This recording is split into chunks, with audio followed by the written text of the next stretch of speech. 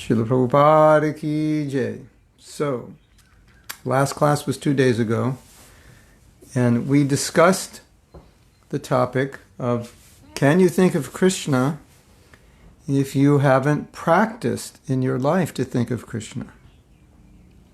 And the answer was definitely maybe, but not likely. So we had discussed 2 conversations with Srila Prabhupada in which he was asked this question, whether or not you can, just at the end, some priest comes, the question was, can a priest come and give you Krishna consciousness, give you God consciousness at the time of death, even though you haven't practiced? And Prabhupada said it's possible, which was confusing because everything Prabhupada said that we read before that was you have to practice. So we discussed that. We're going to discuss that a little more. And then today we're going to go into looking at things Prabhupada said in the very early days about leaving your body, and we'll see how he framed everything in that context. And we talked about this before, how Prabhupada framed everything in the context of this is what is life. Life is for, to take you to this point. You can be Krishna conscious when you die, practicing. So it's nice to see how again and again, especially in the early days, Prabhupada was preaching that way. So we are going to talk about that. The quotes we have today, they're all from 1966 lectures, 60 and 1968 lectures. Prabhupada talking about this topic. So, Hare Krishna to everyone. We're going to have a little kirtan while you're all coming, because Prabhupada introduced this Radha Madhava kirtan. He didn't do it when I was first a devotee, he didn't do it, but he introduced it, and so we're going to do it, because that's what Prabhupada wanted. We are going to go to Vrindavan. You ready? You ready to go to Vrindavan? Hare Krishna. Let's go to Vrindavan.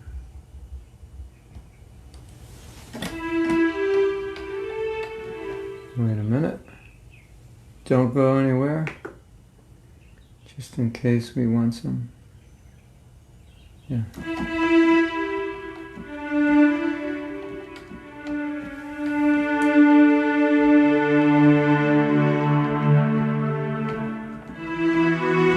Jai Radha Madhava Kunjabi Hari Jai Radha Madhava Kunjabi Hari Gopi Jana Vallabha Girivardhari Gopi Jana Vallabha Girivardhari Shodhanandana Brajajana Ranjana Swadhanandana Brajajana Ranjana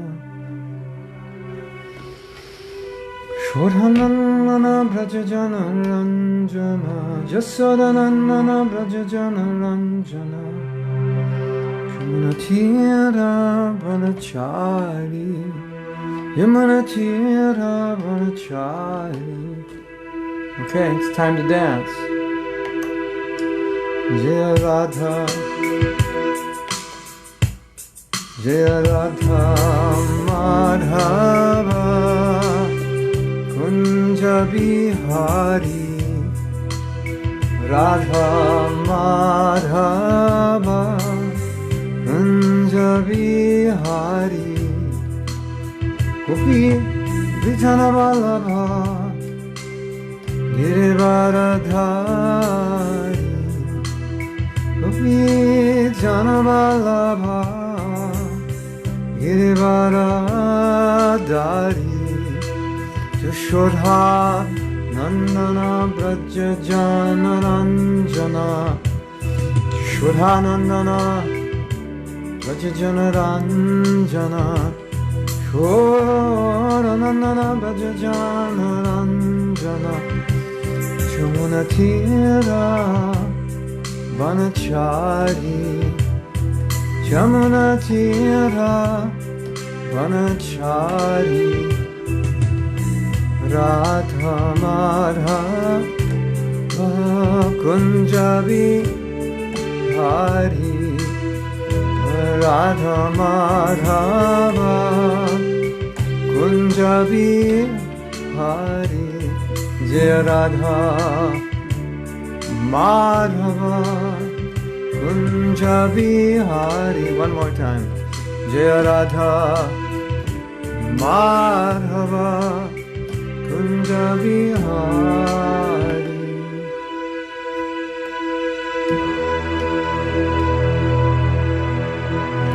Sri Radha Madhava ki jai. Grantaraj Simad Bhagavatam ki jai. Tai Go Premanandi Hari Hari Bo. Srila Prabhupada ki jai. How to get that level. So, yesterday's class was for specifically for the Russian devotees on the topic of balance. So we're coming back to the main topic we've been discussing, which is the topic of leaving your body at the time of death. And just a little review of last week, we had read many things, and one very interesting thing we read was this question this man asked about, can you think of Krishna at the time of death if you haven't practiced? Like, could a priest come and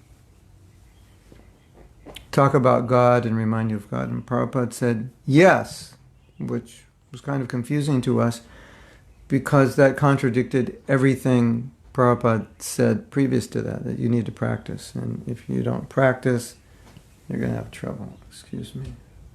If you don't practice, you're going to have trouble thinking of Krishna. I mean, not trouble, you won't think of Krishna.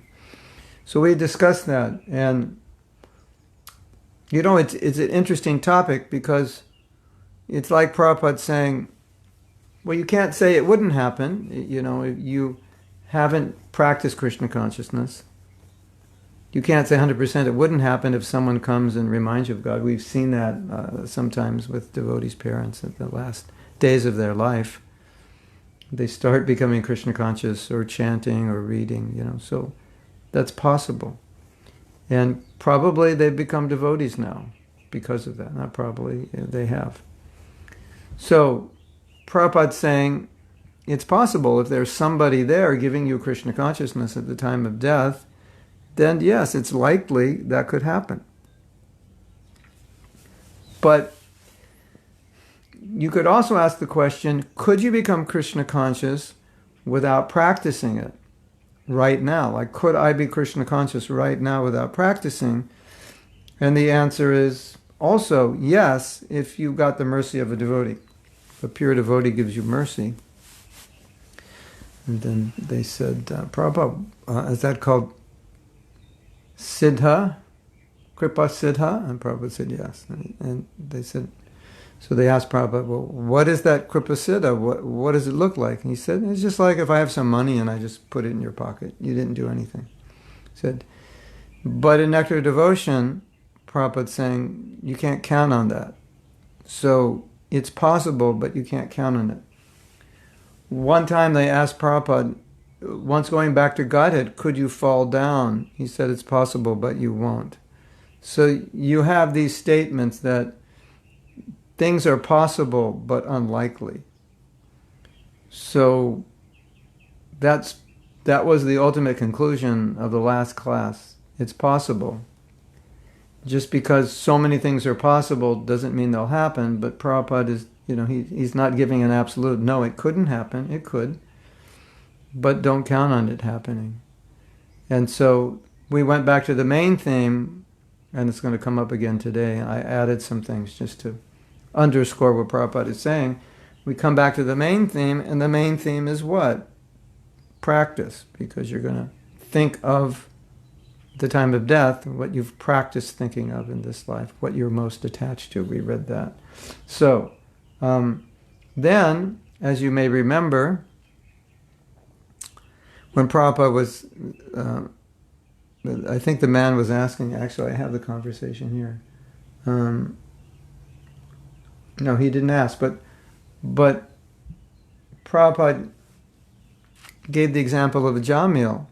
He was not Krishna conscious, but he was when he was young. And that being Krishna conscious when he was young was the practice that paid off. And Prabhupada said he chanted the name of his son, but when he was young he worshipped Narayan, and then he remembered Narayan, because he's chanting the name of his son, Narayan, Narayan, and then I used to worship Narayan. So obviously when you're in great distress, you turn towards God. So because of his past devotional service, he remembered Narayana. Prabhupada, in the story of Gajendra, when Gajendra was fighting the crocodile and he couldn't win, he prayed to Krishna, and he prayed with some prayers. And Prabhupada said these prayers were learned in his past life, and he remembered them. So then Prabhupada said you should learn prayers like the Chintamani prayers. Chintamani pakara sadmansukalpa vriksha Laksha vitesha surabhira viparyantam. Prayers like that, right? Hold on.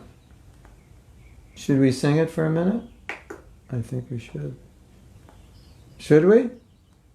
Yes or yes? Okay, we're going to do it because you all want me to. Now, Prabhupada said you should learn prayers because you never know when you're going to need them, in this life or the next life.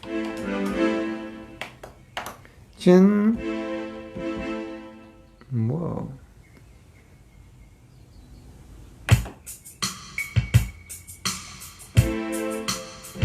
Weird. Chintamani prakara sadman sukhalpa vriksha. Whoa, that didn't work. Laksha viteshu surabhi ravi paryantam. Lakshmi Shahasra Shata Samrama Sevyamanam. No, that's the wrong. I'm playing a different key. No. Govinda Mari Purusham. Played the wrong note. Forgive me. Dhamaham Bhajami. Govinda Vinamadi Purusham Tamaham Bhajami.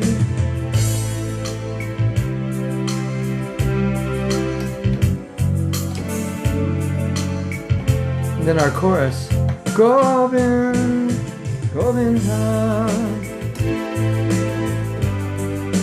Govinda.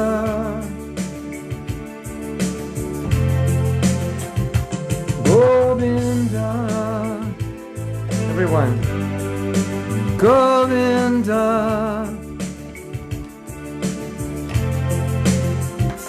Govinda.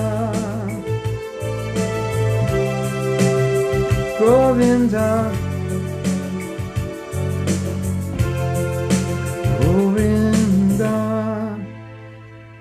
Okay, so Prabhupada actually said in that purport, Chintamani prayers. You should memorize prayers, and then in your next life, it'll come back to you.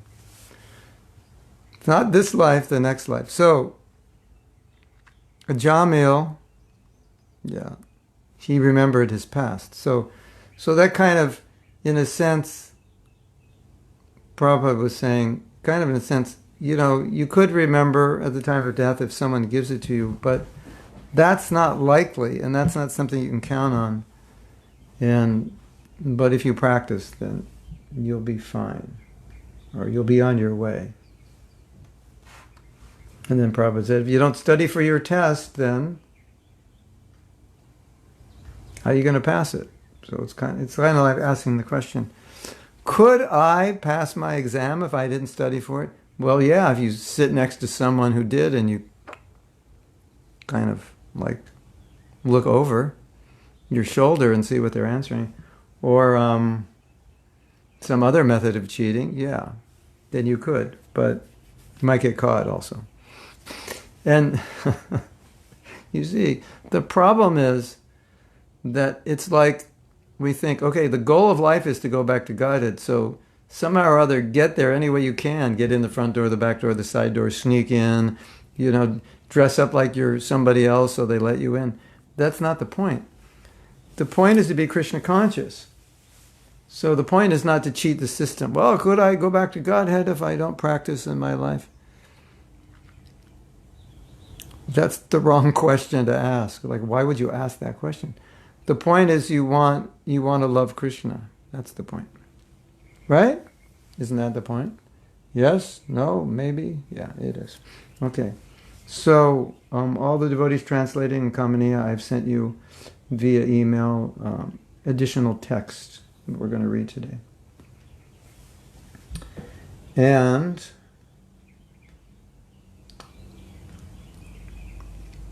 these begin, actually I don't have your document open, so if you give me a moment, I will need to open the document that they have so I can tell them what page to go to.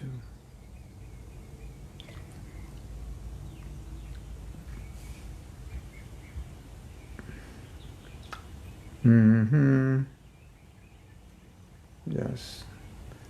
Hold on. Yes.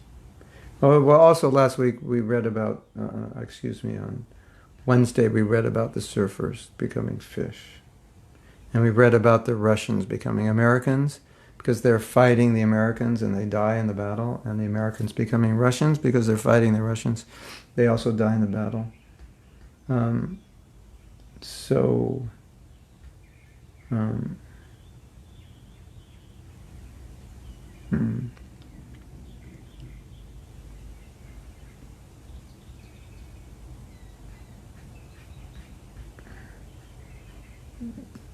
It's beginning November.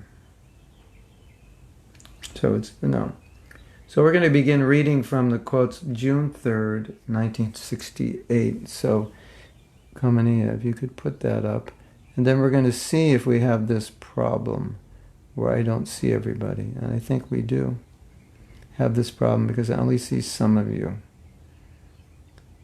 And, well, devotee told me there's a couple of things I can do, and I'm going to try to do it right now, but I might lose you.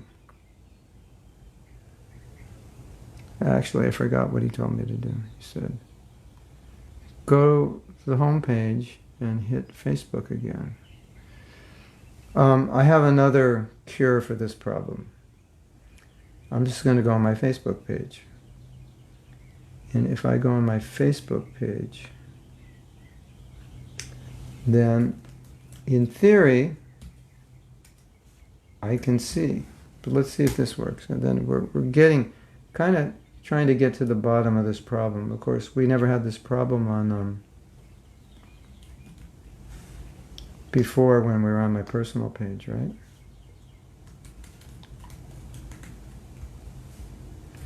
Now, the next question is, did I remember my password correctly?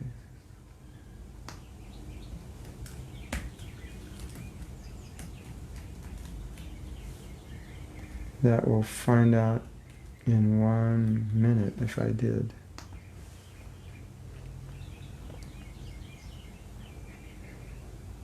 Krishna Krishna, Hare Hare, Hare Ram. That password you've entered is incorrect.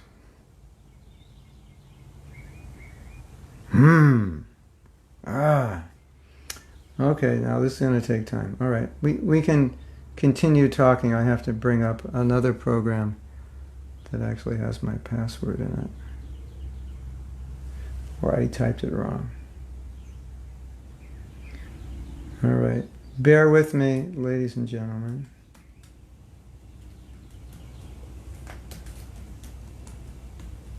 We have top security here on my computer. So I have to go into another program. Then when I go into other program, it automatically puts my password in. So, Hare Krishna, Hare Krishna. Well, I'm going to go check my password, and I'm not going to tell you what it is. Although some of you know because you work for me. Okay.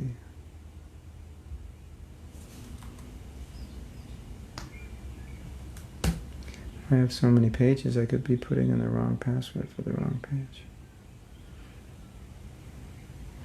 Dun, da, da, da, da. I got in. So now I'm going to go to my other page. And in theory, I should see myself, right? Is that true? I should see myself, and I should see you. Am I broadcasting on the... I'm broadcasting on the professional page. Why don't I see myself? You all see me. Oh, because I'm on the wrong page, on my personal page. There I am, yes. Okay. Now, click to expand. Dun, dun, dun. That didn't work. Okay. Now, what do I have to do to see the... I see myself, but I don't see the comments, the chat. Continue watching while you use Facebook. There's the chat.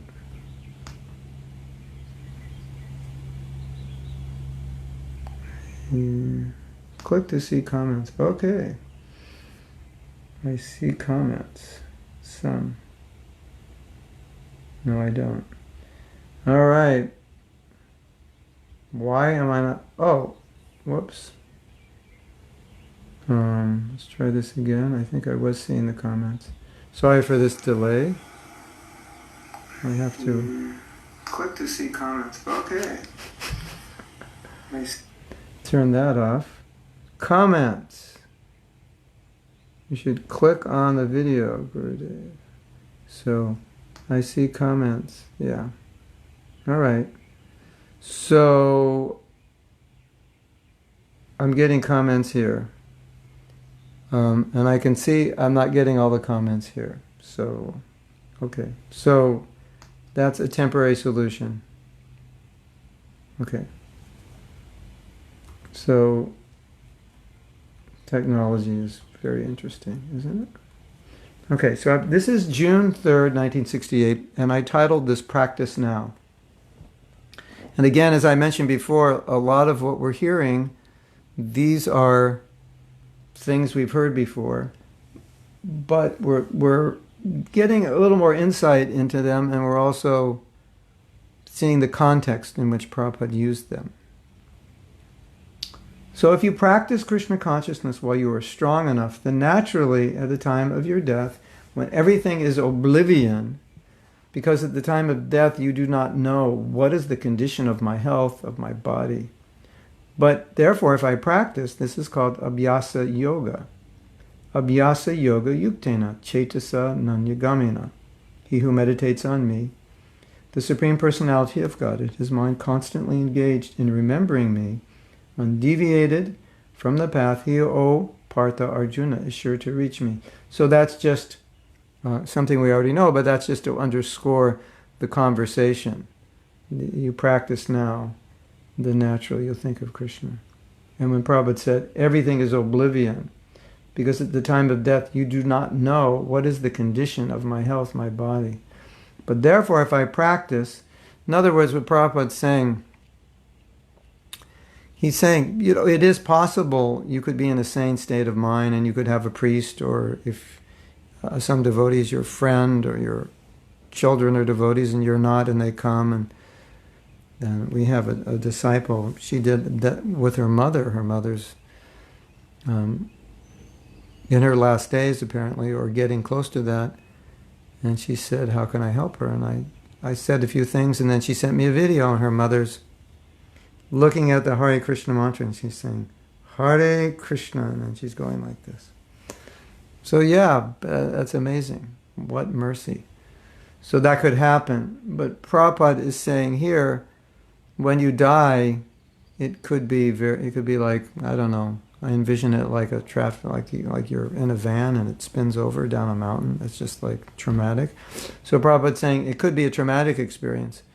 And if that's the case, and you haven't practiced to think of Krishna, then it's going to be a problem. But if you've practiced to think of Krishna, even though it's a traumatic experience, you'll think of Krishna. That's the idea.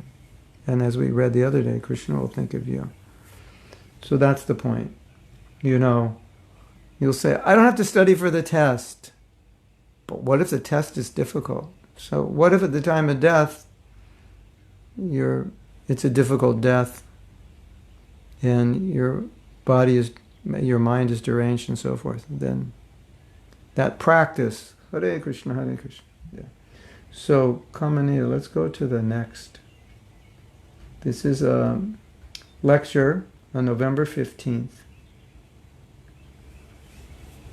And I titled this, Better Go Back to Godhead. So yes, now just give Kamini a moment. Give her a moment to get it up. Because everything's on delay here. So she hears me, maybe 5-10 seconds later, then she goes and gets the quote, puts it up, then we get it 5 or 10 seconds later. Yeah. So, I don't know. There we go. See? Now, it solved the problem. I just watched on Facebook, on my computer. These are the description of Krishna Loka. Chintamani pakarashad manshu. The houses are made of touchstone. Touchstone, perhaps you know. It's a small particle of touchstone. If it is touched in the iron beam, it at once will become gold. You're all thinking, oh, where can we get touchstone? That would, we could build so many temples.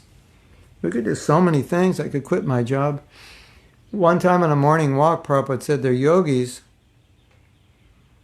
who take mercury in their body. And when they pass their urine, if they pass their urine on iron, the iron turns to gold. And they said, Prabhupada, where is that described? And he said, it's in some shastra, it's described.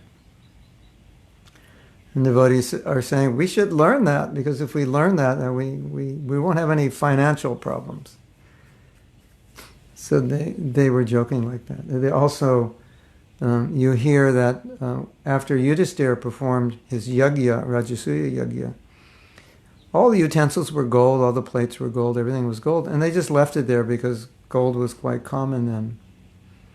So devotees are asking, where is Prabhupada saying, you could go to that mountain and find the gold, it must still be there. Where is that mountain? So they were joking like that, but of course, who's the yogi who's going to take mercury and live through it to test it out? Yeah, that's another thing. Of course, I do not know if any of you have seen touchstone, but there is such a thing. So I just included this quote because we've been talking about going back home, back to Godhead, and I thought, well, here Prabhupada's describing something of it. Let's read what he said. So all the buildings there are of touchstone. The trees are a desire tree. Whatever you like, you can get. Here, from mango tree, you get mango. An apple tree, you get apple. But there, any tree, anything you like, you can have. These are some of the description of Krishna Loka. So, Kalpa Vriksha. Now, I like discussing the Kalpa Vriksha because it gives us some insight into what the spiritual world is like. Could you imagine if every person on this planet had a desire tree in their front yard, in front of their house, or in front of their apartment, and everything they desired, they could have? Just imagine what this world would look like. Now, it would be better and it would be worse, because you have good people who would desire good things, and you have bad people who would desire bad things. But you could just imagine. Even the good people sometimes desire bad things. Isn't it? Because that's the nature of the mind. So you can understand that in the spiritual world, one has to be pure. Because if Krishna is fulfilling all desires, it's going to create havoc if those desires are not pure. And it obviously would create havoc in the spiritual world if people were there with material desires and those were being fulfilled. So what I find interesting about this is that in the spiritual world, there are trees that fulfill all desires because everyone's desire is to serve Krishna. So if everyone's desires is to serve Krishna, why wouldn't Krishna create trees like that? He would, right? Makes sense, right? So when we say Krishna fulfills all desires, that's true. But specifically, then devotees say, but I have so many desires, they're not being fulfilled. I want to get this, I want to get that. But ultimately, it means Krishna fulfills your spiritual desires, which is nice to know. So in the spiritual world, all your spiritual desires will be fulfilled. And there are trees there to fulfill them. That's amazing. And in this world, you want to fulfill your desire, you know what you have to do? You have to work. And Prabhupada said, there, you do not have to work. That's a major difference between the material world and the spiritual world. Here, anything you want, you have to work. There, anything you want, you think of, and it manifests.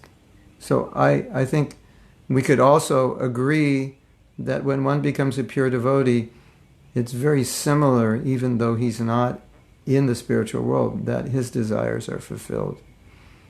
And of course, his desire is to spread Krishna consciousness. And Krishna helps him, makes arrangement, and also fulfills his spiritual desire. And we'll read more about that. So we'll continue reading. So the best thing is not to try for elevation, for elevating ourselves in either of these material planets. Because in any material planet you enter, the same principles of miserable life, Prabhupada means birth, old age, disease, and death. We are accustomed, we have been acclimatized to birth and death. We don't care. The modern scientists, they are very much proud of their advancement, but they have no solution of these unpleasant things. They cannot make anything which will check death, or which will check disease, or which will check old age. That is not possible. You can manufacture something which will accelerate death, but you cannot manufacture anything which will stop death. That is not in your power. Hare Krishna. Why is Prabhupada saying that? What does he mean? He says, well, you created atomic bombs. So you can accelerate death. You're having abortion. You know how to do abortion. You can kill. You can kill animals. You have factories. So you're good at accelerating death, but you're not good at stopping death. Even though you're trying, you can never stop it. I often think, why would you want to stop death? I think we had discussed this earlier. I mean, you ever have one of those days when it's like, right? So imagine the rest of your life was like that day.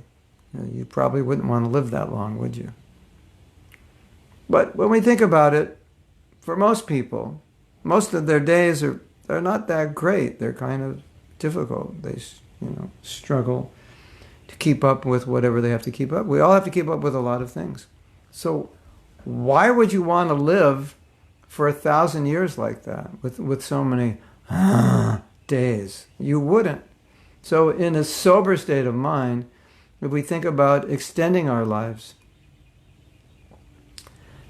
we'd think, maybe a little bit, but at a certain point, it'd be like, okay, I've had enough, just let me get out of here. So, if you look at past ages, we find that they lived longer, but the conditions were better. It was tolerable. I don't think people, unless they were transcendental, could tolerate living, for hundreds of years. I think it would be really difficult. And that's a nice meditation, because we all want to live long. But if you're not serving Krishna, why? What's the point? Just do this, you're going to do the same, you're going to go listen to the same song for 1,000 years? Well, 1,000 years from now, they're not even going to play your favorite songs. You may not even be able to find them. And then you'll really be frustrated. So, I mean, it's a nice meditation. I mean, you could make this meditation very funny, but it's a nice meditation to think, actually, I probably wouldn't want to live that long. It's not that great down here. I would get, I would find it difficult, and I have to maintain myself. For 1,000 years, I have to work to maintain myself. But when people live on the higher planets or in other ages longer, life was easier. It was tolerable. They could do it. So it's actually a blessing that Kali Yuga is short, because life is difficult.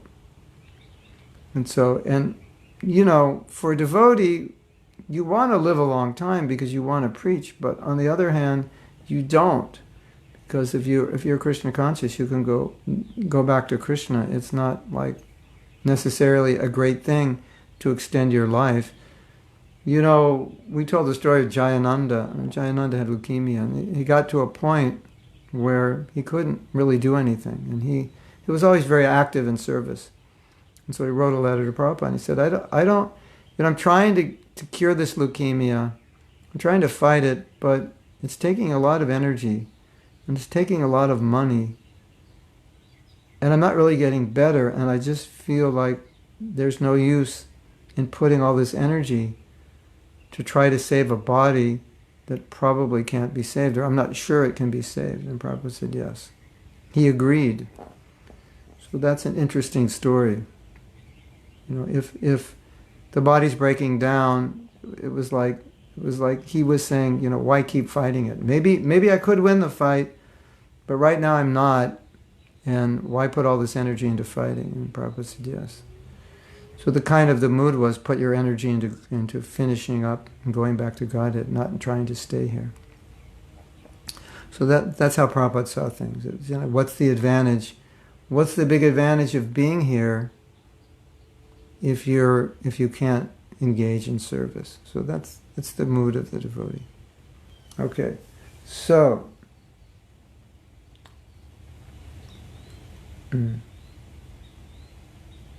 Yeah, so just a little description of the spiritual world. It's nice to meditate. Can't really understand, but we hear descriptions and try to. How do you try to imagine what something is like that you have no experience of? You try to imagine it by relating it to what you have experience of, and that ruins the whole thing, because the spiritual world is not relatable. And a lot of times when devotees are trying to understand the spiritual world and they're scratching their head, and how is it that in the spiritual world, they're trying to understand it in relation to experience here. And so a lot of times we answer as Prabhupada did, well, you'll have to go there and find out how it works, because it doesn't work the way it works here. But at the same time, they have bodies. They're not physical bodies. They have family. They have friends. They eat. There's actually day and night in the spiritual world. And you're saying, well, I thought in the Gita said there's no need for sun and moon. How is there day and night? How does that happen? And why do you need day and night? Because Krishna has pastimes at different times of the day and different times of the night, and he does different things at different times. So he needs night to enhance the pastime. So he creates night. Interesting, right? So whatever is going on in the spiritual world is created to enhance Krishna's relationship with his devotees, to increase love. Everything is there to increase love. That's all that goes on there. It's just one big love factory. One big ball of love. The love factory. Yeah, you can call it Vaikuntha, or you can call, well, not Vaikuntha, you can call it Braj, or you can call it the love factory. So everything Krishna is doing, he's cooking up in his factory to increase the love between himself and his devotees. So they have day, they have night, they have time. It's called transcendental time. It's time to eat, it's time to take the cows out, it's time to have Ras Leela. But Prabhu, I thought there was no time. It's nighttime in Braj. Krishna is doing Rasa Leela under the full moon. But I thought there was no need for sun or moon. No, this is all transcendental. This is the love factory. So when you're trying to understand the spiritual world, just remember this saying, the love factory, and then you'll understand, okay, whatever Krishna's doing, it's just to enhance the rasa, the love. So if we see something that appears contradictory, like night, when we read there's no need for sun or moon, it's self-illuminating, then you understand it's created for Krishna, for enhancing Krishna's Leela. And so everything in the spiritual world enhances Leela. Now, if this next thought blows your mind, cracks your head, and you have to go to a mental institution to repair it, don't hold me liable for destroying your brain. But this is what they say in India. It is mind-blasting. We say, that will blow your mind. They say, mind-blasting. Prabhu, it is mind-blasting. They don't say blow your mind, they say blast it. That's even worse than blowing, I think. So, Prabhupada once said, Krishna can't estimate the love he has for Radha, the love Radha has. Krishna can't estimate the happiness he experiences. And so you're thinking, well, he's God. You know, he knows everything. That's what we read in the Gita. How is it that he doesn't know? Prabhupada said, well, actually he knows how much happiness is there. He can calculate it because he knows everything, how much love is there. In his heart, in the hearts of devotees, he can calculate it. But the problem is, at the next moment, it gets bigger. So once you calculate the next moment, it's already bigger because you're in the next, because it takes you a moment to calculate it, and you're already in the next moment. Interesting, right? That'd be an interesting cartoon. You know, you're calculating something, but it keeps growing. So it's right here, and then it grows, right? Oh, it's how tall is this? You know, you're measuring something, and you measure it, and then it grows, and then you measure it, and it grows, and so you can never measure it because it's always growing. So Prabhupada said, Krishna can't even measure his own self because his love, it's always growing. So here's the thought that could destroy your brain. Imagine if in the love factory, the love is increasing eternally. The happiness is increasing eternally. The ecstasy is increasing eternally. Now your brain's cracking. Can you imagine? No, you can't. That was the wrong question to ask you. You cannot imagine something increasing eternally without your brain splitting in half and cracking. There was a discussion like that. I forget where, in some Shastra, there was a discussion, and one devotee was asking questions to another or to his guru, and at one point his guru said, you can't understand this, and if I give you the answer, your brain will crack. So that's where I got the cracking brain. He said, your brain will crack it'll explode trying to understand it, because your brain, what he meant is your brain can't understand it, and trying to understand it, it will explode. But then you might say, but Prabhu, we read the Shastra and it describes these things, these mind-blasting things. And yeah, so we can say the Shastra is mind-blasting. It's meant to blast your mind. But don't fret over it too much, because there's things you cannot understand that will only be understood when Krishna reveals them to you. I told you before that in 1970, the Nectar of Devotion came out. In 1970, when it came out, I had been a devotee 8 months. It came out in August, as far as I remember. It came out around August, maybe slightly later. And so, if you read Nectar of Devotion, it's an amazing book, but you'll get to a certain part of Nectar of Devotion, especially if you're a young devotee, and it's like, Prabhu, you know what this means? I don't know, I don't understand. It's talking about rasa. And this was all like foreign turf for us. It's still difficult, even as older devotees, although we understand more. But completely understand the science of rasa, it takes some study to understand what is prema, what is bhava. It's like you're looking at it, and it's, it's being categorized, and, but not real experience of any of that. So we asked Prabhupada, he said, we don't understand this. This is like, as we say, this is all Greek to me. We don't understand this, what do we do? Prabhupada said, just keep reading it. And so what did he mean? He meant, well, you're not going to understand it intellectually, but you'll understand it as you advance. So should we not hear something because we don't understand it? Not necessarily.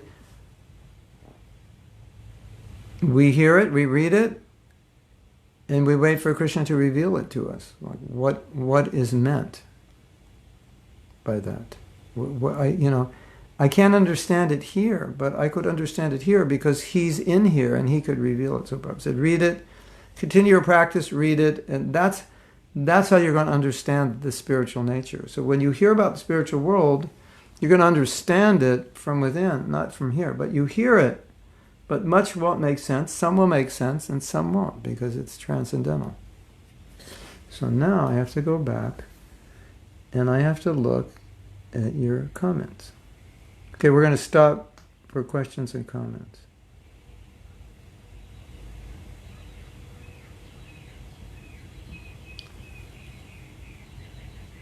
Okay, I have to go up, up, up. It's a Jai moment. Yeah, but now I don't know what the Jai moment was. Oh, was that when I was... No, it's Jai-worthy. Jai-worthy, that's it. You can type that in, Kamini. That kirtan was Jai-worthy. Hare Krishna. Yeah, I think that was the Jai Radha Madhava. Now I have to cruise around the chat. It's easier to cruise. Cruising is easier on my phone. Things are slow here. I see your comments on my computer. I see everyone's comments on my computer.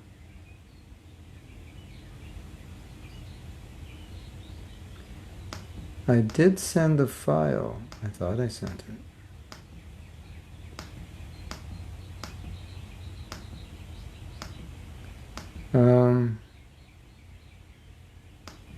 I see your comments. So Kamania says, oh yeah, she put the quote up, so she got it.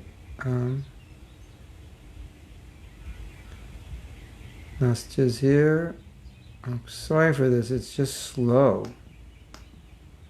I guess because it's broadcasting. Is there a way I could turn off my video so I don't have to see myself and then it would be faster? Does anybody know? In Facebook, if you just want to hear, can you do that? Let me know in the chat because it's click, click. I have to click like 3 times before anything moves. And it's moving like a tortoise. We have problems. And now I'm coming to Param's question. Almost. Many devotees and people know that all... Oh, he's talking about COVID-19. That's a different topic. Okay, I'm trying to get...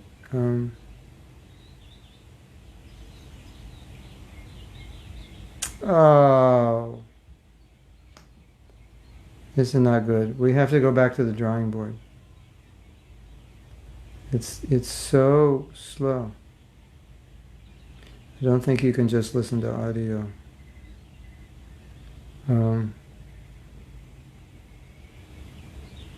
Okay, so there are no real comments. I don't see any. If I missed some question you have, then let me know. I don't see any questions or any comments directly related to the topic. Okay. Now, so interesting. I get actually no. I can see some of your names on my phone, but that's it. I didn't see these last comments. So let's go read again. And if anybody figures out how to get rid of the video, that would help. So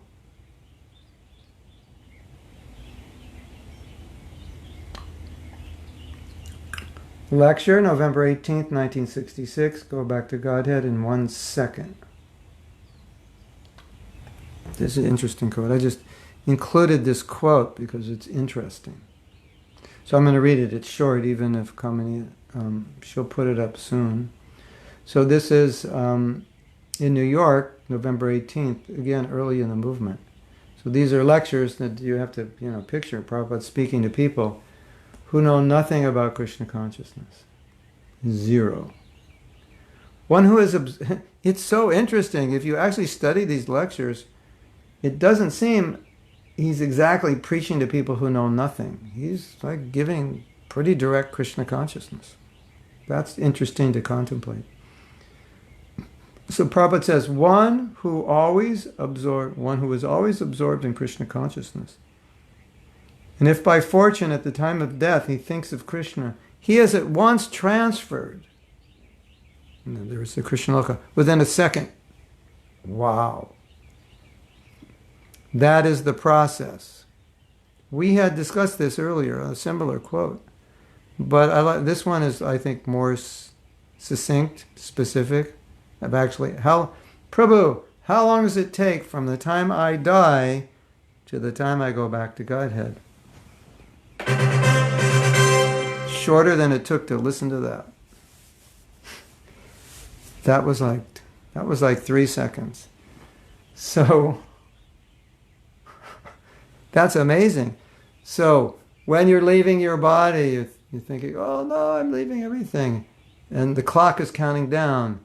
You're going to probably die in 3 minutes, but as soon as you leave your body, you're with Krishna.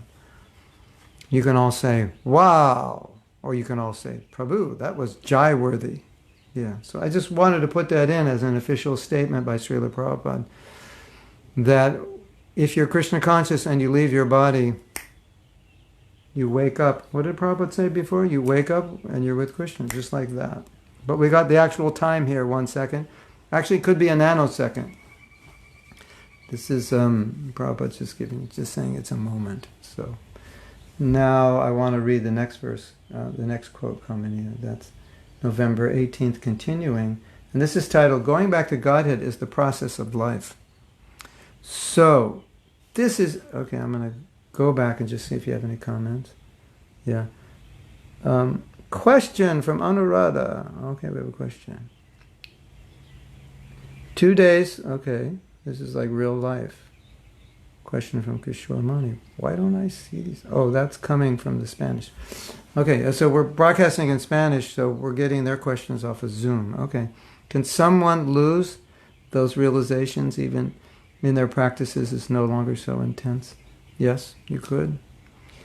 Because you're being influenced by the modes of nature, and the modes that you're influenced by can affect your realization. Now, of course, Krishna can put those realizations back in your head, but again, I wouldn't count on cheating the process. I would count on doing the process as it's meant to be done. So, cheating the process, yeah, that's not good. Don't cheat the process. Just do it the way you're supposed to. Better be safe. It's like, I have to make fun of the Mexicans. I don't know if the Mexicans will appreciate it. But if we all laugh, then the Mexicans will make advancement, because if you make the Vaishnavas laugh, you make spiritual advancement. That's what the Shastra says. So, sometimes your car is damaged and your muffler, it's like hitting the ground and sparks are coming out of you, like you could blow up your car. So what do? You get some rope and you get under the car and you tie it up, and it's kind of, as you're driving, it's going bang, bang, bang, bang, bang. You hear and you're like, what's that? Oh, that's my muffler. It's I just have it tied up. And so in our prejudice of being young Californians, we would call that a Mexican job.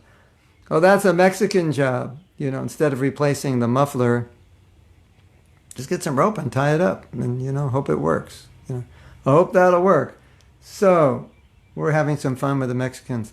You don't want to do a Mexican job of Krishna consciousness, because that muffler could fall off again. and it could spark and blow up your car, and who knows what else could happen. Okay, Mexicans, please forgive me, but I think the Mexicans are laughing because they understand this. It's kind of like, just put it together cheaply. So, Kishore Mani, you don't want to do a Mexican job of your Krishna consciousness because you want to be sure. So, yeah, it's possible. Yes, it's possible. Those realizations may come to you by Krishna's mercy, but it's possible, no.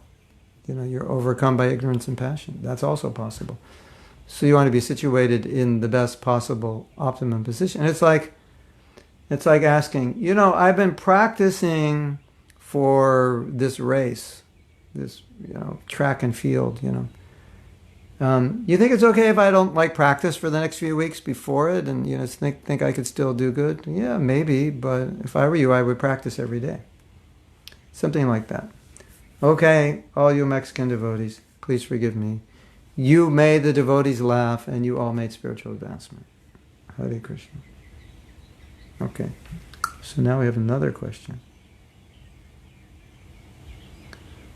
Don't do it. Okay, this is we can't put this on a t-shirt because I might get killed.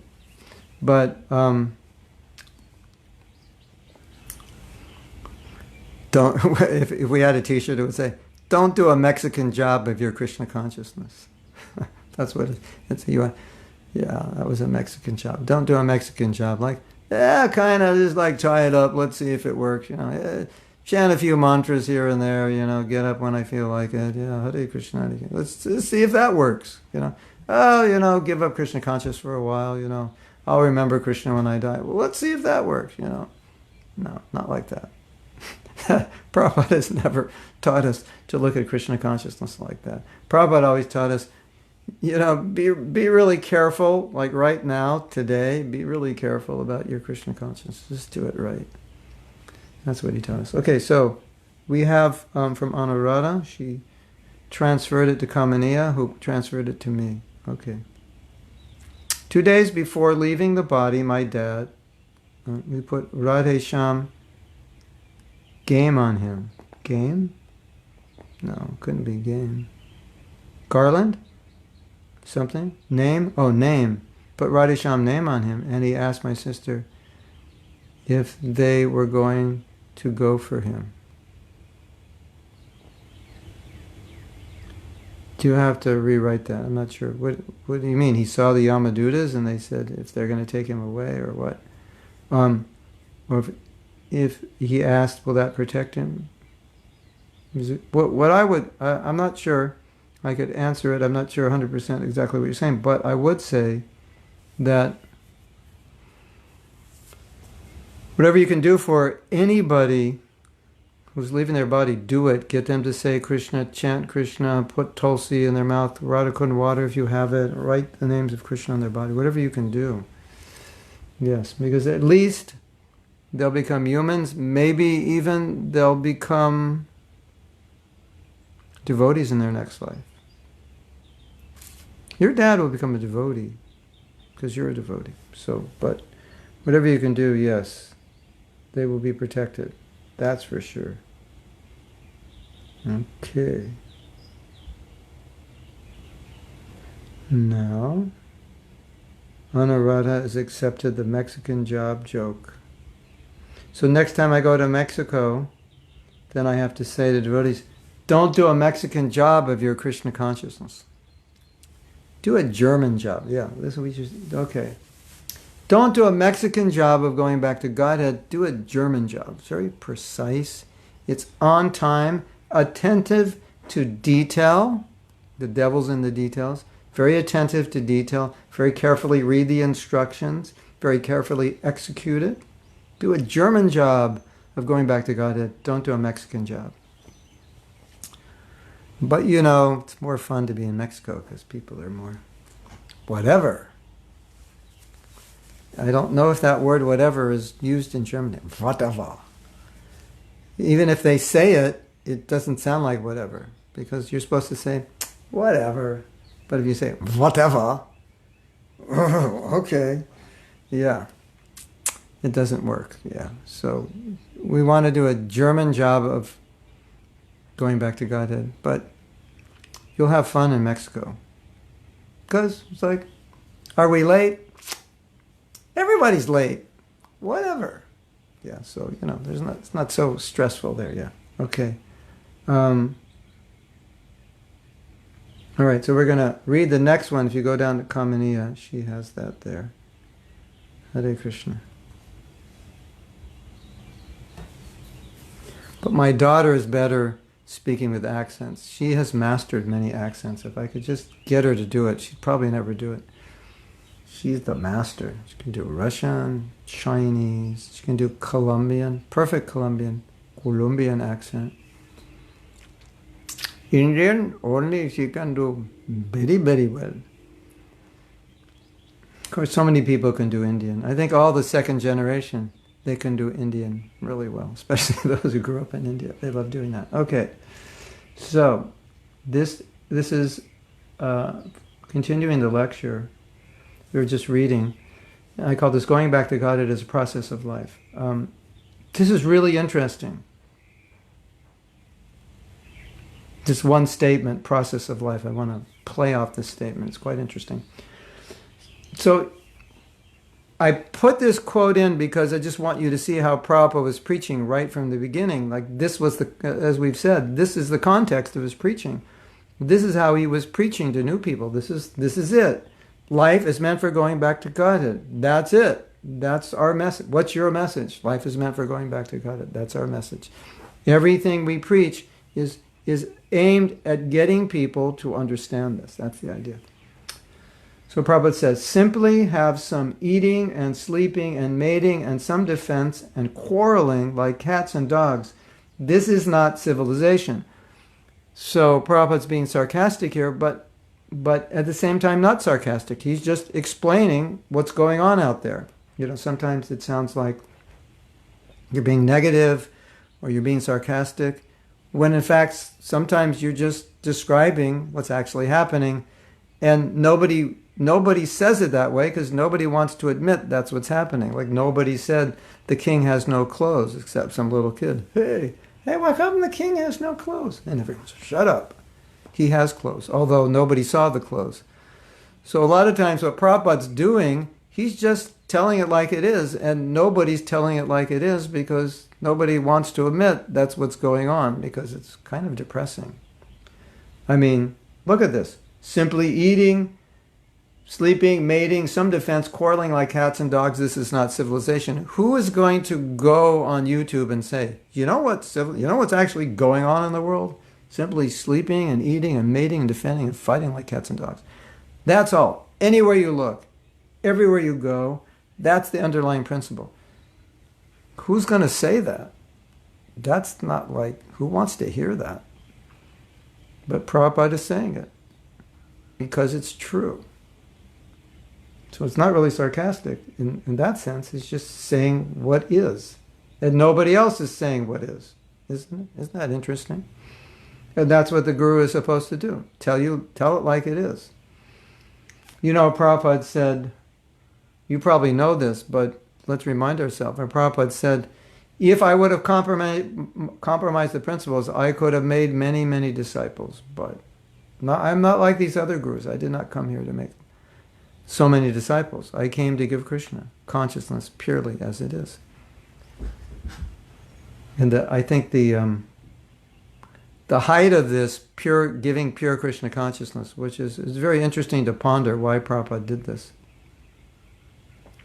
There was a band called the Fugs, F-U-G-S, long hair, long beard. It's kind of like the band of the scene in Lower East Side. You can Google it, but don't look at it too long because you'll probably get contaminated looking at it. And they got the Fugs to come to the temple. That was like a big thing, Imagine some big band now. It's like coming to Los Angeles temple to hear some Swami give a lecture. It's kind of a big thing. And so the Fugs were into hippie life to the extreme. So that's drugs and sex and rock and roll. And like Prabhupada's whole lecture was about no illicit sex. Like you're thinking, why? would you give a lecture about no illicit sex in the presence of the thugs? And of course you might say, why not? Or you definitely should, because they represent they're the antagonists. So we're gonna, But our thinking would be like, well, this is the thugs. They're influential. You want to make friends with them. You want to be nice. Don't say anything to ruffle their feathers. And you couldn't have ruffled their feathers more by saying no sex. And they never came back. They were not happy about that. But Prabhupada decided to do that. That's Prabhupada. And he's successful because he did that. I think it's almost like, hey, you thugs, we don't want you around here unless you're going to reform yourself, because what you're preaching through your music, what you're doing, it goes against what we're preaching. So if you want to be with us, I'm just going to tell you what it's all about, and you can decide if you like it. And if you don't like it, that's fine. We don't really, we'd like you to like it, and it would be good, and you could share it. But if not, no problem. Continue what you're doing. That was Prabhupada's detachment. Isn't that interesting? Because I think for us as preachers, probably we wouldn't have said those things. We wouldn't have chosen that topic. And that's the topic Prabhupada chose. Okay, let's hit it. Let's go head on with these guys. Of course, you also have to understand, the thugs were probably like 25, and at that time Prabhupada was 70 or 71. So you could be the grandfather of a 25-year-old if you're 70. You just do the math, Married at 25, and your kids get married at 25. And then, or they get married around there. You're close to the grandfather age. All right, not perfect math. You'd have to get married like 21 to be 70 and have a 25-year-old grandson. But it's kind of like that. So I'm the grandfather, you're the grandson. You're just young boys, 25. You don't have a lot of world experience. So I'm just going to tell you this is what's going on. Anyway, that's it. Don't you find that interesting? Okay. I just want to read this and then we'll take some questions. The human civilization is this, that he should properly utilize this human form of life and take advantage of this knowledge and prepare himself in Krishna consciousness, so that always, 24 hours, 100%, he will be absorbed in Krishna and, at the time of death, at once transfer there. This should be the process of life. Hare Krishna. Sentence caught my attention. You might say, why did you put this in here? This is like ABCs of bhakti. We all know this. Then I saw this. This should be the process of life. And I said, there it is. Everything I've been saying about Prabhupada's preaching, he summed it up and said, process of life. This is what you should be doing. Remember Krishna 24 hours. That's all. That's why you are alive. That's what you're supposed to be doing with this human body. This is the process of life. This is the process of living. The living process. Wow, that's an interesting title for a class or a book or a retreat. Or the living process. The process of life. You could make a whole, a whole curriculum, the process of life. What is the process of life? 24 hours a day, think of Krishna. That's the process of life. How do we get there? Okay, lesson 1, lesson 2. So what's Prabhupada doing here? I like to analyze what he's saying. And this is good for us because we have to learn to communicate to people. What he's saying, first point he made was, we're living like animals. This is modern civilization. Then he says we should think of Krishna 24 hours a day, which is kind of the opposite of the animal civilization. And then he's saying this is the process of life. This is what you're supposed to be doing. This is like the whole reason you're alive, the process of life, is to prepare yourself to go back to Godhead by thinking of Krishna. That's it. Anything else you do, you're wasting your time. That's what Prabhupada's saying. So let's read on. Therefore, we have taken this movement, Krishna Consciousness. Join us. Cooperate with us. You yourself will be benefited, and the world will be benefited. This Krishna Consciousness. So, yam prapya navi nivartante tadama paramam mama. Not mama, mama. The supreme abode is called unmanifested and infallible, and it is the supreme destination. When one goes there, he never comes back. That is my supreme abode. The Lord says that superior place, superior nature, if someone can go there, then he has no more to come back here. He gets the highest perfection of life. Okay. Yeah, it's better, Kamini, if you send the comments to my phone, it's faster. I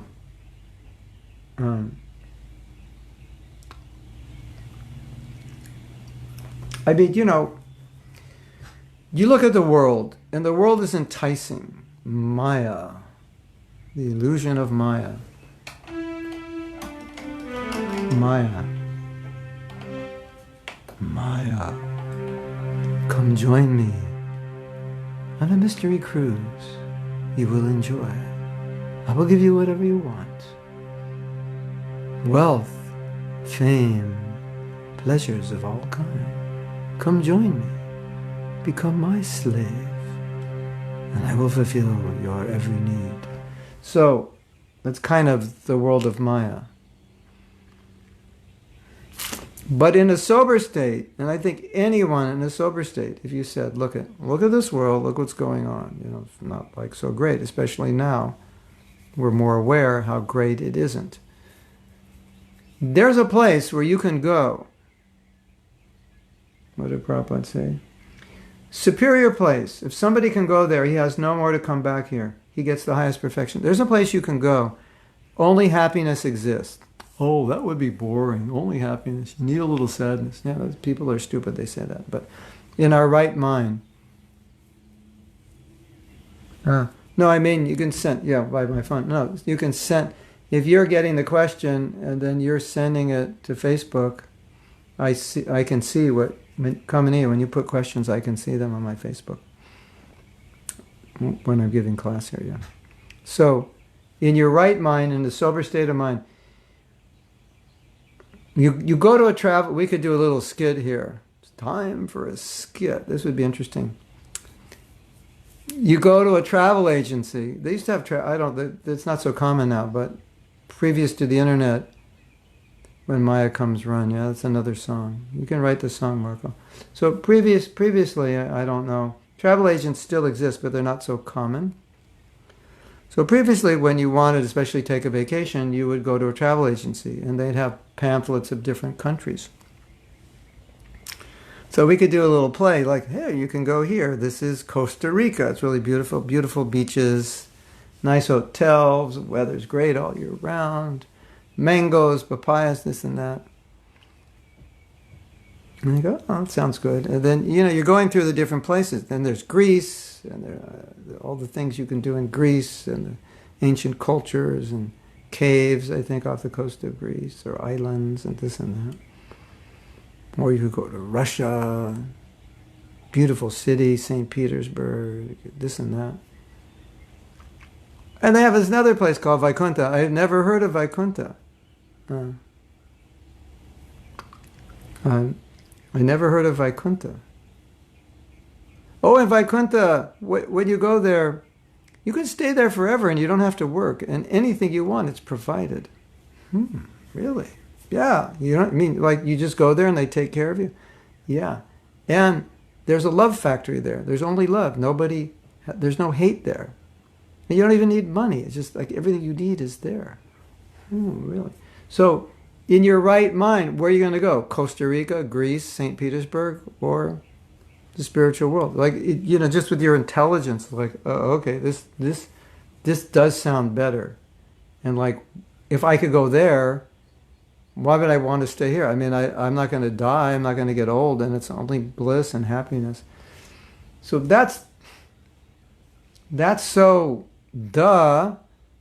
That's such a duh moment.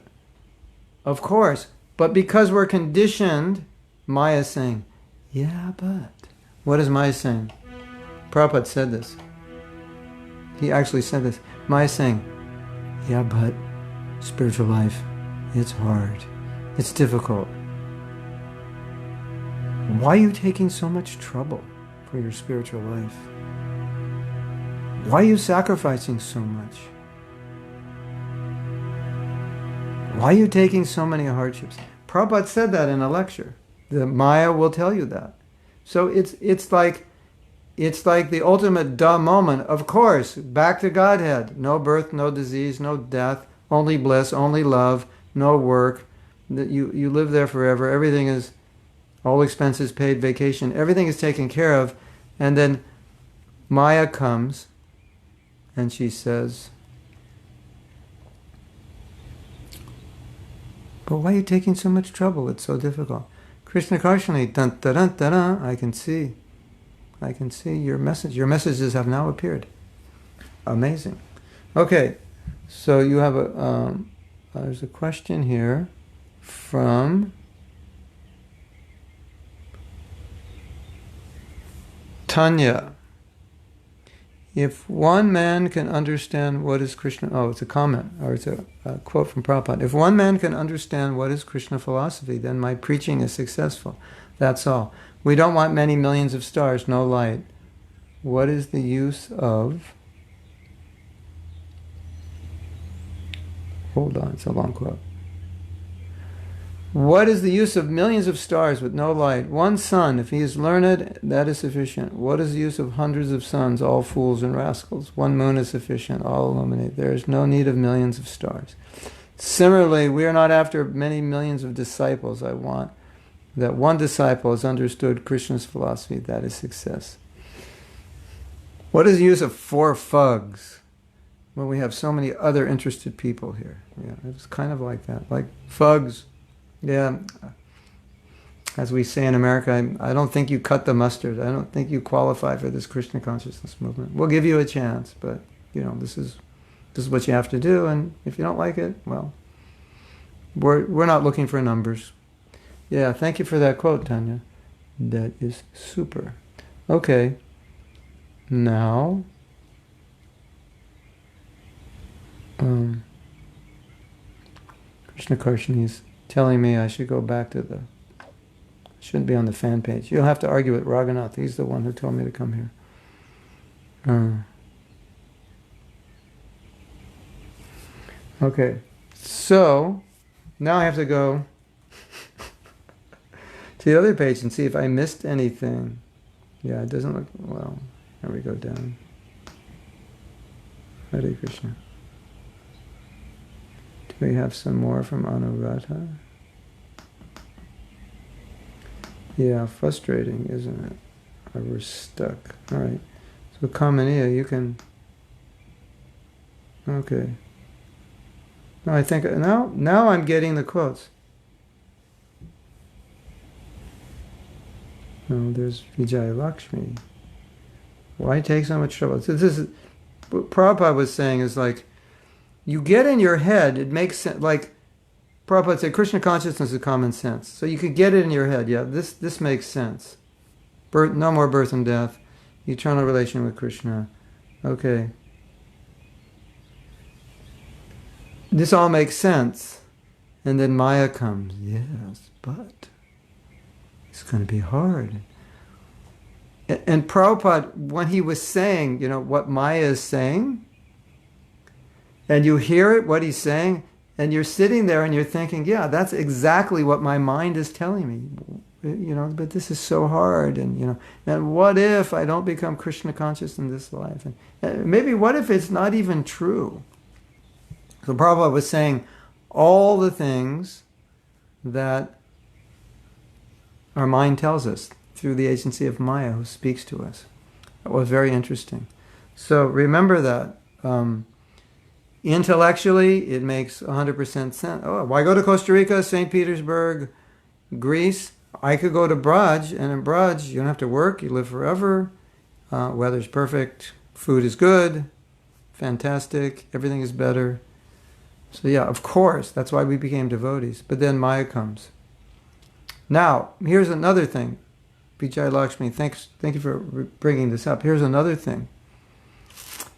When you become a devotee, as you can see from this little conversation, this little play we did, that Prabhupada saying Maya will entice you. When you're not a devotee, you're already in Maya. So Maya doesn't have to do anything. You're already you're just walking around and she's just got you, no, with a rope. She has you tied up by the neck. Okay, it's time for a little drama here. Just, visuals. Some of you learn by visuals, don't you? Some of you learn better by visuals. So here's a visual. This is Maya. Okay. Let's go here. Let's go here. Let's go here. Let's go here. And you think, I'm free to do whatever I want. And Maya's going, ha ha ha ha. You think you're free. I'm pulling you. Ha ha. I'm pulling you. You think you're free. One teacher said, he said something really funny. He said, yes, you are definitely free. You can pay your taxes by check or credit card. That's how free you are. I thought that was a riot. You can pay your taxes by check or credit card. You are free. So, and so all this Maya stuff that comes in our mind, it doesn't have to come in our mind when we're not devotees, because we're already in Maya. And we're already thinking like that 24 hours a day. But when you become a devotee, you pull out of Maya, so Maya has to kick. Maya has to pull harder. So sometimes when someone becomes a devotee, they say, it seems like before I was a devotee, Maya wasn't so heavy on me. And after becoming a devotee, Maya has become heavier on me. It's not exactly like that. It's just that you were already in her hands before you were a devotee. And now you're trying to get, you have the rope. You have the rope around your neck, okay? Maya's got you with this rope. And now you're like, and you pull the rope off, and now Maya's going to try to get it back on you, right? So she's pushing harder. So Maya starts putting things in your head that she didn't have to put in your head before you were a devotee, because you weren't fighting her. So that's why sometimes crazy ideas come to us. And I think that's what Prabhupada was mimicking when he said, Maya will say, why are you doing this? It's so hard. Why are you taking so much trouble? It's so austere. Why are you pushing yourself like this? Why don't you just enjoy? You can just be happy materially. So Maya has to do that because we're fighting her. Yeah. Chara says she learns by visuals and music. So, music videos for... Kiara needs music videos. All right. Yes. Sounds good. Okay. So, somehow or other, now I'm getting all your comments on my phone. It's one of those technological... I believe I have the power. I have a special power. I believe I have the power to mess up technology with my brain. But you should see all the technological problems I go through, because I'm doing classes on Zoom, I'm doing classes on Facebook, I'm working with video, I'm working with audio. I have to try this software, this or that. And I swear I have Shakti to just make software not work and make technological glitches happen, just because I look at all the technology and I go, oh, it's so much. It never works. And as soon as I think it never works, it stops working. Hare Krishna. Yes.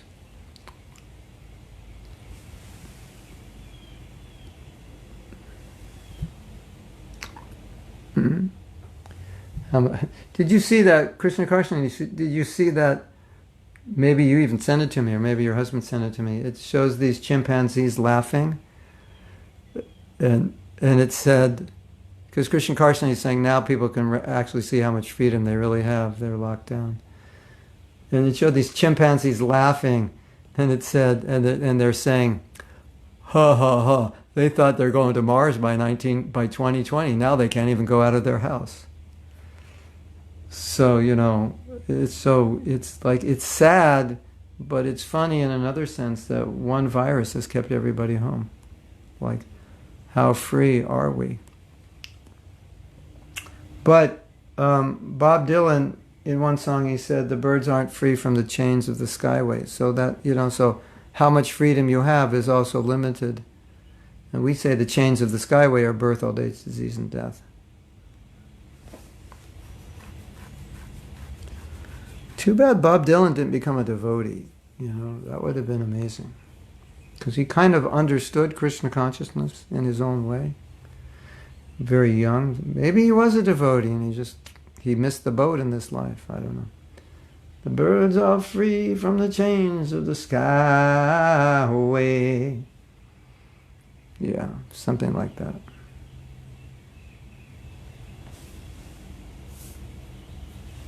Hare Krishna. Okay, we have 5 minutes. So if there's no more questions or comments, Jai Lakshmi said, yeah, Prabhupada was praying, he wouldn't fall down in front of the deities. That was a good example.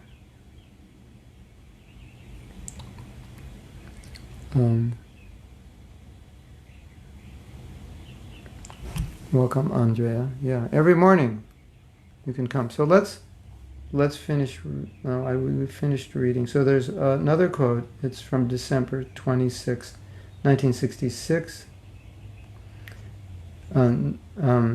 This is interesting. You may have heard this.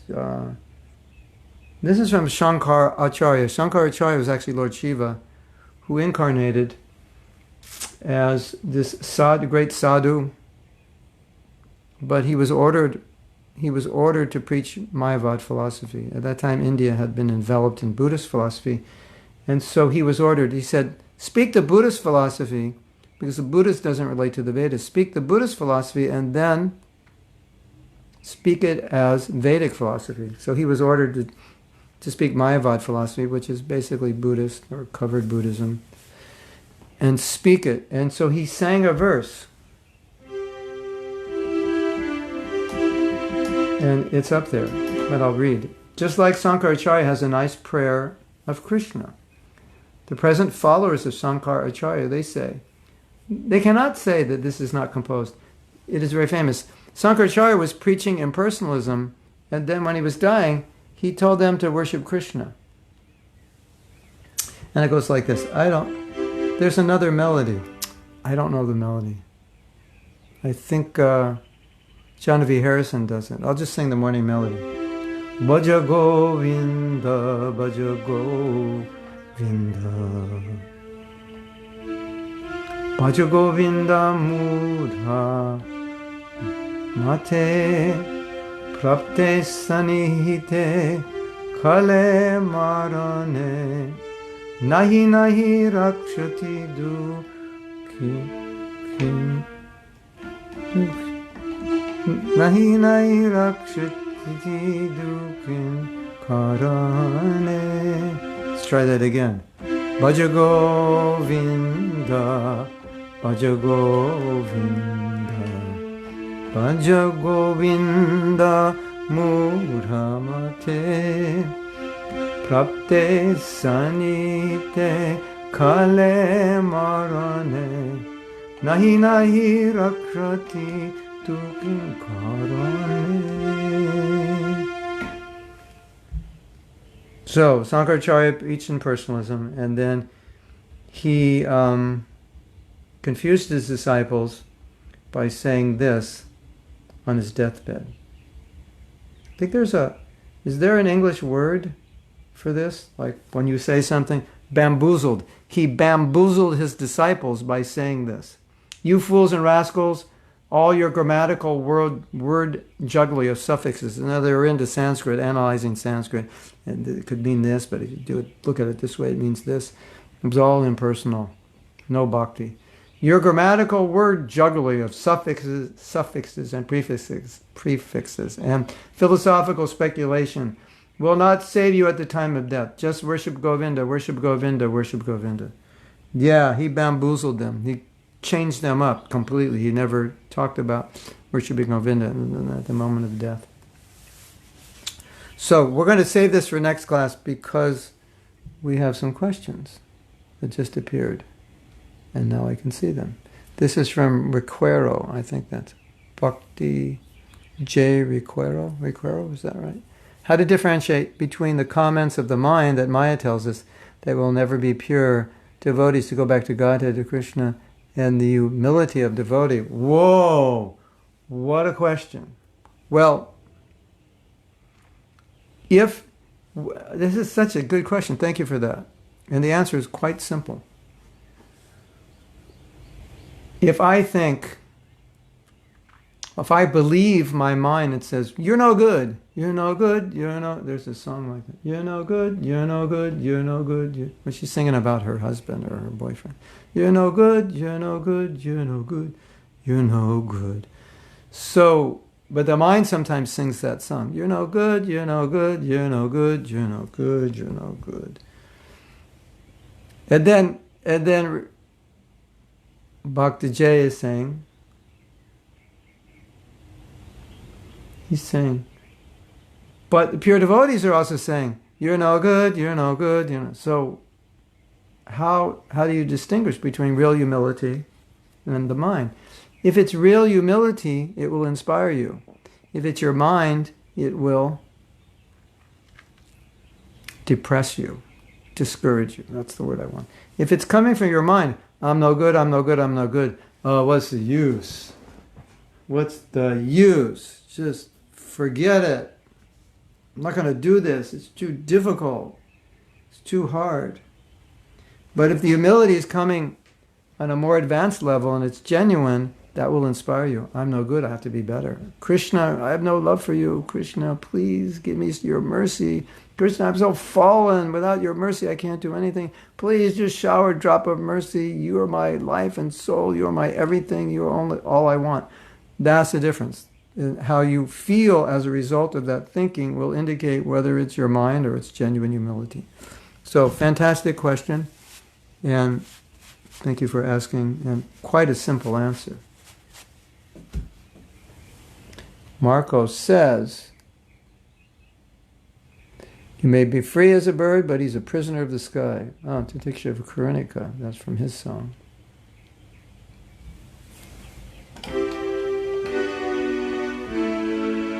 You know that song by Titiksha? Have mercy on the animals. Have you heard that song? They feel just like you do. Have mercy on the animals. They have their feelings too. Something like that. That's a really good song. If you can find that song, Have Mercy on the Animals, share that song. Share that song with your friends.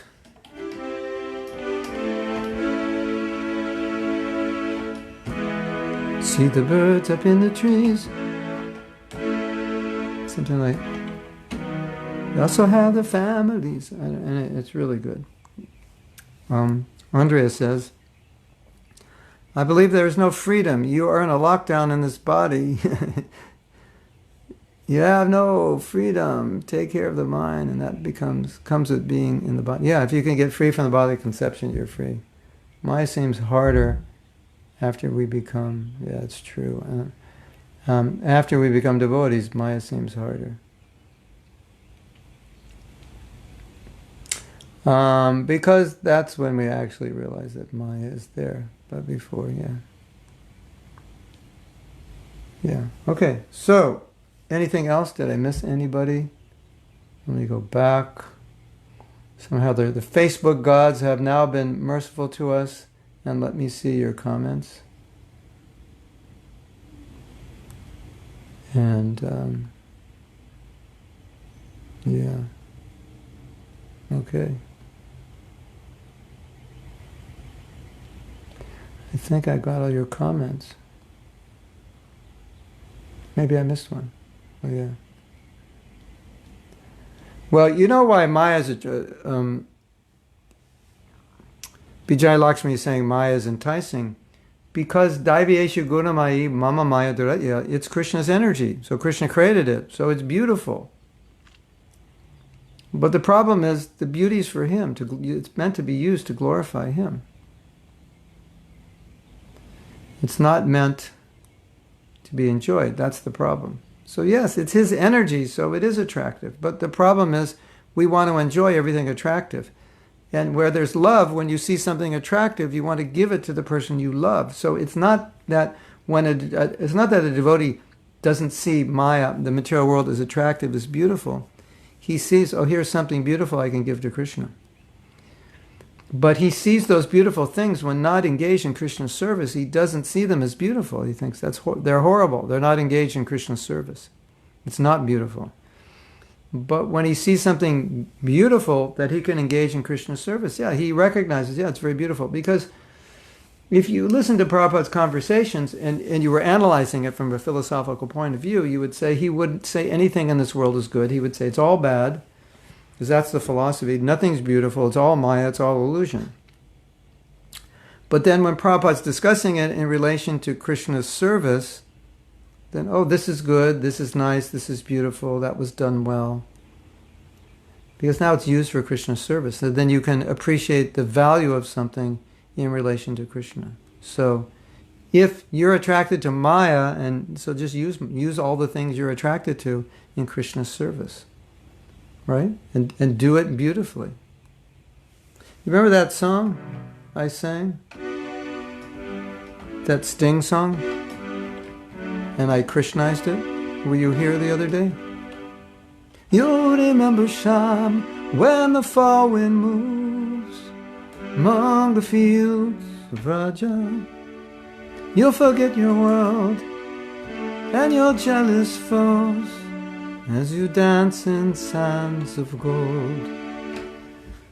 That's an example, because I'm a musician, and sometimes as a musician, or this is true for anything, if you're an artist or you're a cook or whatever, a writer, if you hear something, even though it's not Krishna conscious, you say, that's beautiful, that's a beautiful song. Or one time Jai Dvaita Swami, he said, if you want some candy, I forget how he said, if you want some sense gratification, writing sense gratification, read this book. It's total, the writing is so good that although it has nothing to do with Krishna, you just appreciate the writing.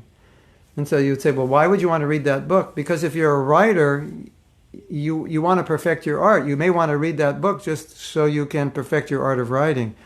Or you listen to a song, you're a musician, you get inspiration, or you see certain kind of art, you get inspired.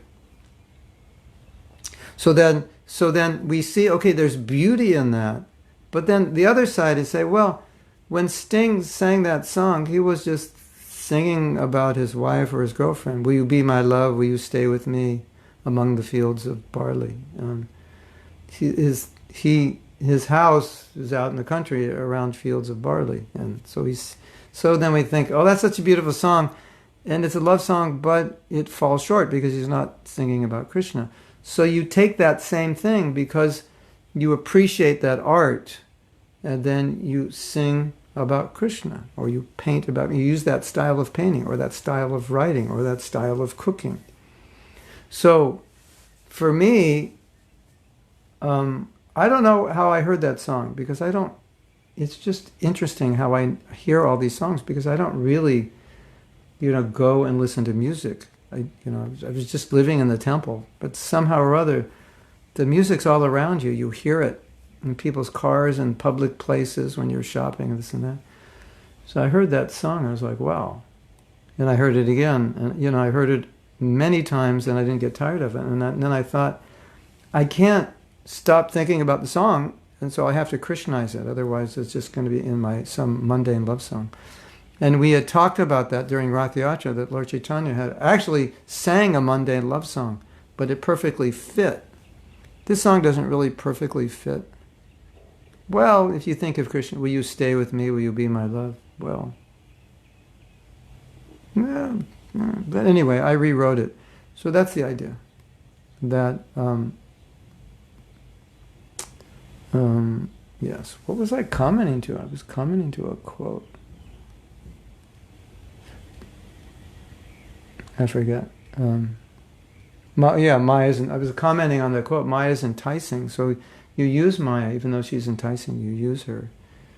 You employ her. And I actually went through the 10th canto on the Rasa Lila, that chapter in Rasa Lila, and I took this song and I did the whole Rasa Lila. Krishna plays his flute and the gopis come. No, Krishna plays his flute. Krishna plays his flute and the gopis come among the fields of Raja. I can't remember the rest. Oh, and then he says, go away. Something like, he says, go away, what are you doing here among these sands of gold? So it's the whole story, but using this. And I was totally absorbed. And when I record it and when you hear it, you're going to realize, yeah, that's a beautiful melody. And these are the right words for that melody. And the whole chapter on Rasa Lila is in that song. And so that's just, how you take something materially beautiful, you put Krishna into it. Or the other example, Prabhupada said, he said, actually, many people have many good qualities. But he said it's just a bunch of zeros. Like you see people and you think, that person, they're so nice, or they're so kind, or they're so compassionate. This person, he has so much integrity. He would never lie, even if he's going to lose something, he'll do it. He said he was going to do it, and he'll do it. Wow, I need that kind of integrity. You see people and you think, they have better qualities than I do. And then we hear Shastra says, but non-devotees, they don't have good qualities. It's like, so what does that mean? So this quote of Prabhupada explains it. He said, no, they do have good qualities. But those good qualities are not engaged in Krishna service, so the good qualities are zeros. Zeros. And if you put Krishna in front of it, then all those good qualities become valuable.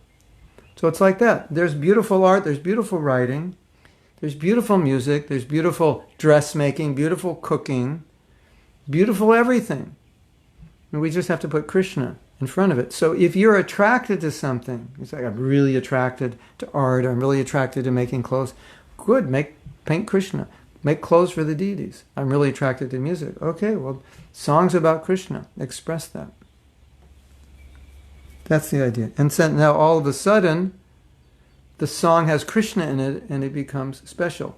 And if Sting doesn't mind, I don't know.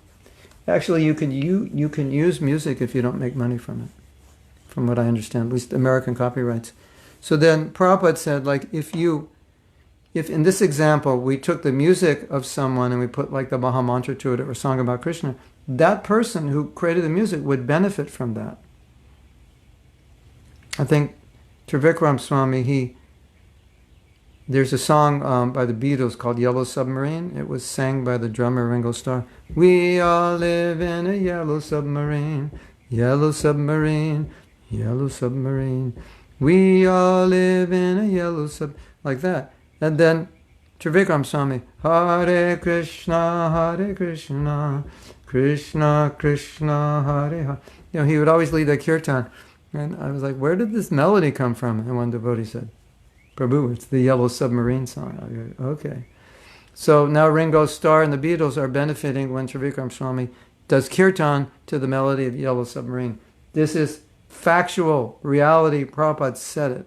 And if you use something manufactured by someone else in Krishna service, they get the benefit. So not only will you Krishnaize what you're attracted to, then you will benefit the person. Now, the next question you'll ask is, what if the song, it's perfect if you just think of Krishna? That we have that example. Mahaprabhu did that. So that's possible. But I think the problem is no one else will know. If you sing the song, will you be my love, will you stay with me? Then everyone will think, why are you singing that song? That's just an ordinary song. Think, no, I'm thinking of Krishna. But we didn't know that, so you have to be careful. Okay, so we're going to stop here. We're going to say goodbye. And tonight, mark your calendars, tonight at 8 o'clock. Well, it's too late for you in Europe. But at 8 o'clock, we're doing a kirtan from 8 o'clock till 9 o'clock. This is part of the Festival of the Holy Names that's been doing 24-hour kirtan for like a week, or this is the second week or something. The kirtans are going on nonstop. So it's called a Festival of the Holy Name. They have a Facebook page. So we'll be on that page. And I guess that Radhapriya will also post that kirtan on my Facebook page. So that's 8 o'clock Eastern Standard Time. That's New York time.